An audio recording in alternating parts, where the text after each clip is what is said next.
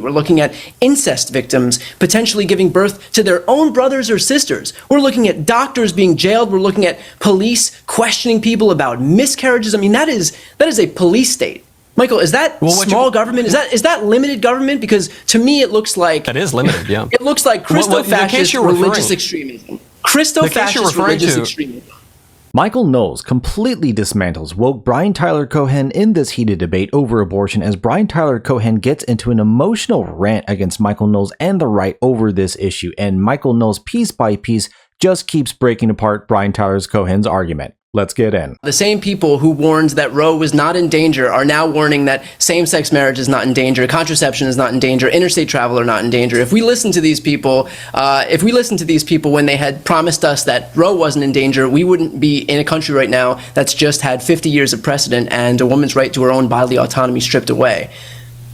Well, I'll say just for my own part, I have never suggested Roe is not in danger. I have always been very hopeful that Roe would be overruled because you're discussing bodily autonomy. I'm all for the bodily rights of babies in the womb.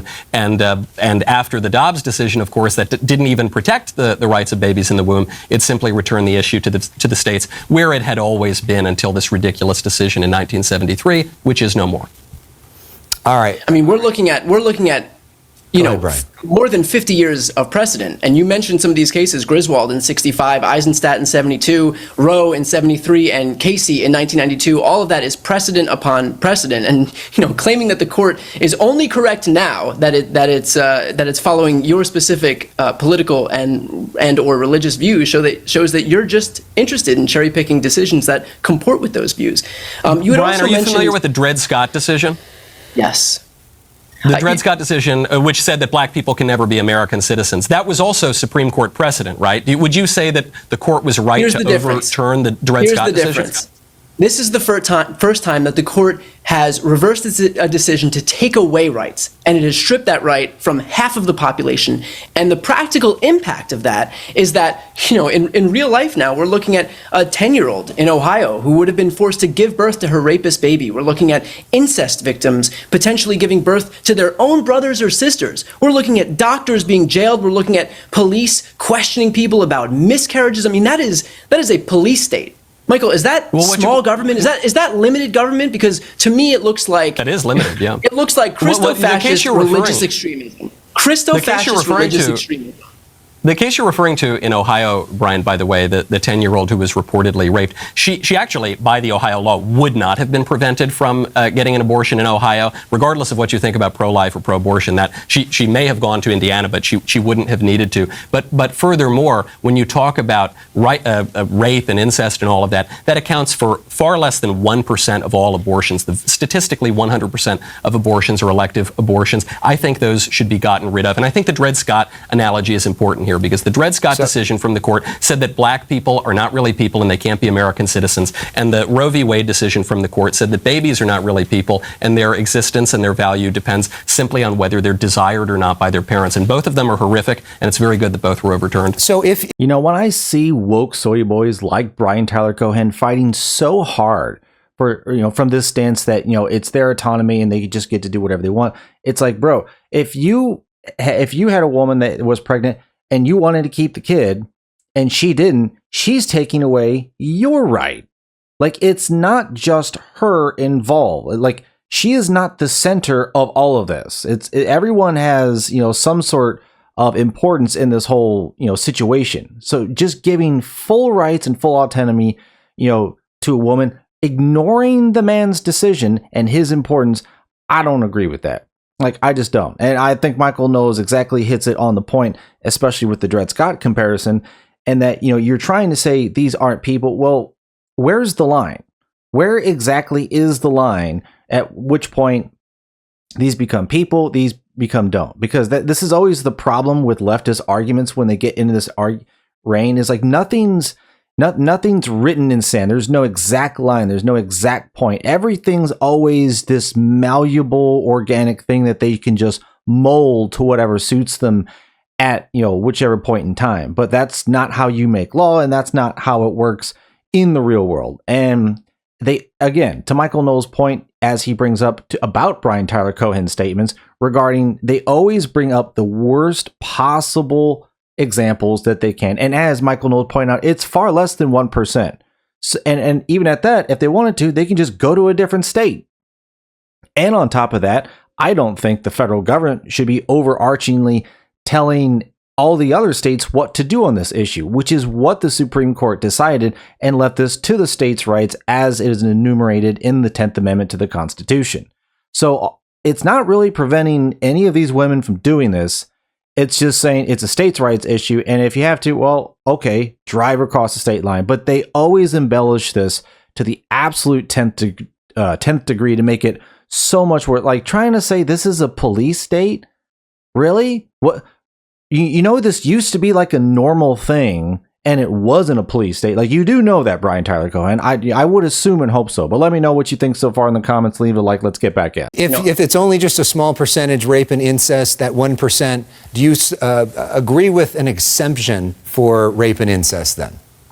Well, it's also kind of curious that people make these two distinctions between rape and incest. I don't know of a whole lot of consensual incest, so we're really just talking about exceptions for the case of rape. And the liberals always try to argue from the absolute most hard cases. But the argument for pro-life is that a person is a person, no matter how small. And also, an abortion does not fix anything. Abortion will not get rid of a rape. Abortion will not undo any sort of crime. Abortion does not even make any lifelong take away any lifelong responsibilities or anything like that. There is such a thing as adoption. You can deal with very difficult, horrible circumstances in a way that will not increase trauma to people, as abortion does, and will not lead them to commit horrific actions and to end a human life. We're running out of time. Brian, last word to you. I would just say to that, I have two things to say to that. One, it doesn't matter what your opinion on this is, because this is not your body, it's not your choice. You're not the one who is able to make this decision for anybody else, regardless of how easy you, Michael Knowles, thinks it is for somebody to put their child up for adoption. The second thing I would say is it's very easy. There are 36 couples for every one newborn who's put up for adoption. 36 couples who want to adopt in America. Here's the thing: whether we're talking about abortion or gay marriage, these are people's lives that you're messing with right now, all because you think that your religious beliefs are licensed to dictate how other people live. And what's craziest for me is how you guys shove this idea of limited government down everybody's throats, and yet the people constantly stripping others of their rights are Republicans.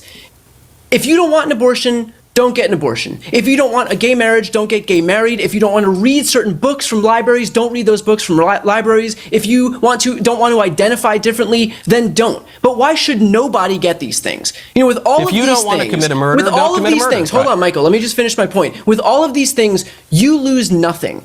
All that happens is that other people enjoy equal rights, and yet conservatives' beliefs are apparently so goddamn fragile that the mere existence of people who are different from them is somehow a threat to you. I don't think any of those platitudes mean much of anything. We just don't want babies to be killed in the womb. You brought up this point, but these aren't, Brian. Michael, these aren't babies. And if you wanted to use the 1% example, they are if you wanted to use the 99% and 1% example, 99% of these abortions happen in the first trimester, and also they're Still not babies. They are embryos. They are non-viable embryos. And beyond all of that, Brian, do you know what the word fetus means? What a woman does with her own body. Of course, Brian, I don't know if we're going to. There's one very important point to make, even beyond pointing out that the word fetus is just Latin for offspring. The important point to make in responding to what Brian said, Michael, there, depending on the gestational stage. These are not all fetuses. They are zygotes, then embryos, then fetuses. All right, we're not all going to talk over each other. And they become babies. All right, there's one important point that Brian made that I have to respond to. Which is, Brian, you said that because I'm a man, I do not have any right to have an opinion on abortion. It's because it's not your body. That's the point I was making. I would notice, Brian, and I hate to assume your gender, that you are also a man and you are opining on abortion. And more importantly, the Supreme Court that decided Roe v. Wade, how many women were on that court that decided that issue? Of course, it's not a matter of your gender. It's a matter of it not being my body. It's a matter of it not being your body. That's the point. Okay, we're going to end it there because we got to end it somewhere. For one, I'll say Michael Knowles, I think, did a good job in this debate. He had a good exchange. Brian Tyler Cohen obviously gets triggered by this whole thing. I mean, he's the one projecting that conservatives are fragile.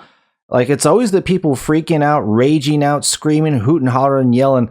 All of those people are always on the left, and they always want to ignore, as Michael Knowles pointed out, the 99.99% elective choosing to do this. So essentially, what Brian Tyler Cohen is trying to do, no, what he is doing, in fact, he is trying to distract everyone from the 99.9% of things of abortions that are actually occurring, which if you didn't want to be in that situation to begin with, you know what, before all of this even happens, guess what? Wrap it up. Wear a condom. Don't have sex. I don't know. Like, do something beforehand. And that's what I really think this comes down to, is that these people who, you know, take part in all of this behavior, they just don't want to face the consequences. That's really what it is. Brian Tyler Cohen and all these other people on the left who want to cry and whine just don't want to suffer the consequences of their behavior, because that's 99.999% of all the abortions that actually occur. Right? They keep wanting to point to something else, but that's not actually what's going on, right? And Brian Tyler Cohen still wants to make this out to be this horrible, you know, overreaching government, whatever.